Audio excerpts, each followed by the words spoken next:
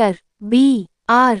అంబేద్కర్ కోనసీమ జిల్లా ముమ్మిడివరం నియోజకవర్గం నిత్య కళ్యాణం పచ్చతోరణంతో విరాజిల్లుతున్న పోలవరం మండలం మురమళ్ల శ్రీ భద్రకాళి సమేత శ్రీ వీరేశ్వర స్వామి వారి ఆలయ నూతన ధర్మకర్త మండలి సభ్యుల ప్రమాణ స్వీకారం.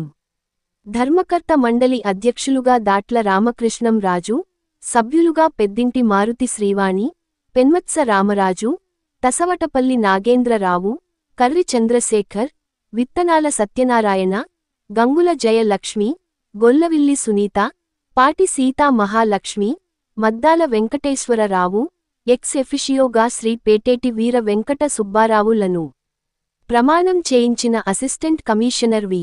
సత్యనారాయణ. ముఖ్య అతిథిగా పాల్గొన్న ప్రభుత్వ విప్ ముమ్మిడివరం ఎమ్మెల్యే దాట్ల సుబ్బరాజు. ఈ సందర్భంగా ఎమ్మెల్యే దాట్ల సుబ్బరాజు మాట్లాడుతూ నూతన ఆలయ నిర్మాణానికి గతంలో దివంగత స్పీకర్ జేమ్సి బాలయోగి సూచన మేరకు ముఖ్యమంత్రి దృష్టికి, ఎండోమెంట్స్ డిపార్ట్మెంట్కి ప్రతిపాదనలో పంపించడం జరిగిందన్నారు. టిడిపి రాష్ట్ర నాయకులు నడింపల్లి సుబ్బరాజు, నాగిడి నాగేశ్వరరావు, చెల్యశోక్, గుత్తుల సాయి, కాకర్లపూడి రాజేష్, సాగిరాజు సూరిబాబు రాజు, జనసేన నాయకులు గుద్దటి జమ్మి, అధిక సంఖ్యలో పాల్గొన్న కూటమి పార్టీల నాయకులు, కార్యకర్తలు భక్తులు పాల్గొన్నారు. కాంగ్రెస్ పాలిత ముఖ్యమంత్రులు, ఉప ముఖ్యమంత్రులు, కాంగ్రెస్ వర్కింగ్ కమిటీ సభ్యులందరూ కూడా హాజరయ్యారు. పార్టీని జన ప్రజాక్షేత్రంలోకి తీసుకోవడం కోసం సంఘటన సృజన అభియాన్ అనేటువంటిది తీసుకుని ఆయా జిల్లా కాంగ్రెస్ కమిటీ అధ్యక్షులందరినీ కూడా ఎంపిక చేయాలని పార్టీ నిర్ణయించడం జరిగింది. దాన్ని వేగం చేయాలని ఆల్రెడీ 10 రాష్ట్రాల్లో ఈ సంఘటన సృజన అభియాన్ ద్వారా డీసీసీ అధ్యక్షులు నియమనం చేయడం జరిగింది. దాని తర్వాత బ్లాకులు, మండలాలన్నీ కూడా చేయించుకుని బిఎల్ఎస్ ప్రతి బ్లాక్లోనూ ప్రతి పోలింగ్ బూత్లోనూ వచ్చే విధంగా నిర్ణయం తీసుకోవడం, మాకున్నటువంటి యువజన కాంగ్రెస్, మహిళా కాంగ్రెస్, కాంగ్రెస్ సేవాదళ వీటిలో కూడా బలోపేతం చేయడం కోసం చేయడం జరుగుతుంది. ఈ ఓటర్ అధికార యాత్ర అనేటువంటి దాంట్లో దేశవ్యాప్తంగా జరుగుతున్నటువంటి అక్రమాలు, అవకతవకలను దృష్టిలో పెట్టుకుని 5 కోట్ల సిగ్నేచర్స్ని, సంతకాలను సేకరించి ప్రజలందరినీ కూడా జాగృతపరిచి ప్రజలందరినీ దీంట్లో ఇన్వాల్వ్ చేసి ఈ 5 కోట్ల సిగ్నేచర్స్ని అక్టోబర్ ఎండింగ్లో న్యూఢిల్లీలో జరిగేటువంటి పార్టీ ఒక ర్యాలీ ద్వారా దేశం దృష్టికి తీసుకెళ్ళడం, దేశంలో ఉన్నతమైనటువంటి స్థానంలో ఉన్నటువంటి రాష్ట్రపతి గారు కానీ పెద్దలకు కానీ ఇవ్వడం జరుగుతుంది. ఇటు ఈ రాష్ట్రంలో కూడా చంద్రబాబు నాయుడు కూటమి కానీ జగన్మోహన్ రెడ్డి గారు కానీ ఇద్దరు భారతీయ జనతా పార్టీకి తొత్తులుగానే వ్యవహరిస్తున్నారు. రాష్ట్ర ప్రయోజనాలు వదిలిపెట్టారు. ఇప్పటి వరకు వాళ్ళ స్వప్రయోజనాల కోసం పనిచేస్తున్నారు. పక్కన ఉన్నటువంటి వైజాగ్ స్టీల్ ప్లాంట్ ప్రైవేటీకరణ ఆదుకోవడంలో కానీ, ఈ రాష్ట్రానికి ప్రత్యేక రైతు హోదా రావడం కానీ, పోలవరం ప్రాజెక్ట్ లాంటి చాలా ముఖ్యమైనటువంటి ప్రాజెక్ట్స్ని టేకప్ చేయడం కానీ, మరి పోర్ట్స్, ఎయిర్పోర్ట్స్, సీ పోర్ట్స్ వీటిలన్నింటినీ సాధించడం కానీ, బైఫర్గేషన్ యాక్ట్ 2014 ఏదైతే ఉందో దాని ప్రకారం మనకు రావాల్సినటువంటి ఏవి కూడా రావట్లేదు. సో వీటిలన్నింటినీ దృష్టిలో పెట్టుకుని కాంగ్రెస్ పార్టీ ప్రజాక్షేత్రంలో ఈ అంశాల మీద పోరాటం చేయాలని మొన్న జరిగినటువంటి Congress party political affairs committee విజయవాడలో జరిగింది. మా ఇన్ఛార్జి మాణిక్ ఠాకూర్ గారు, అధ్యక్షురాలు శ్రీమతి షర్మిలారెడ్డి గారు వచ్చారు. 20 మందితో ఒక పొలిటికల్ అఫైర్స్ కమిటీని వేయడం జరిగింది.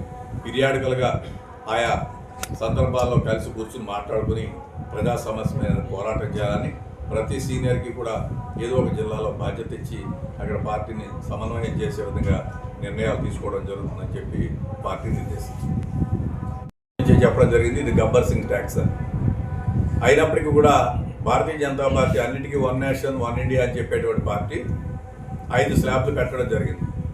తన తప్పులు తెలుసుకుని ఇప్పుడు 2 స్లాబ్లకు రావడం జరిగింది. ఆ రోజు నేను కూడా ఉన్నాను. భట్టి గారు ఉప ముఖ్యమంత్రి, ఫైనాన్స్ మినిస్టర్గా ఢిల్లీలో నిర్మలా సీతారామన్ గారు దగ్గరికి వెళ్ళినప్పుడు, సో కాంగ్రెస్ పార్టీగా మేము డిమాండ్ చేస్తున్నాం, ఈ 8 సంవత్సరాల్లోనూ ప్రజల నుంచి లక్షల కోట్ల రూపాయలని ప్రభుత్వం సేకరించినటువంటి మొత్తాన్ని అంతా కూడా తిరిగి వాపసు చేయాలి. ఆయా లబ్ధిదారులకి లేదా కనీసం ఆయా రాష్ట్ర ప్రభుత్వాలకైనా కూడా ఆ నిధుల్ని వెనక్కి వాపసు ఇవ్వాలి. ఇప్పటికైనా తప్పిదం తెలుసుకుని ఈ దేశంలో ఏది జరిగినా కూడా విపత్తుని రాహుల్ గాంధీ గారు ముందే గుర్తిస్తారు. ఆనాడు కోవిడ్ వచ్చినప్పుడు వారే ప్రతిస్పందించారు, జిఎస్టీకి వారే చేశారు, పెద్ద నోట్ల రద్దు తప్పని చెప్పి కాంగ్రెస్ పార్టీ రాహుల్ గాంధీ గారు చెప్పారు.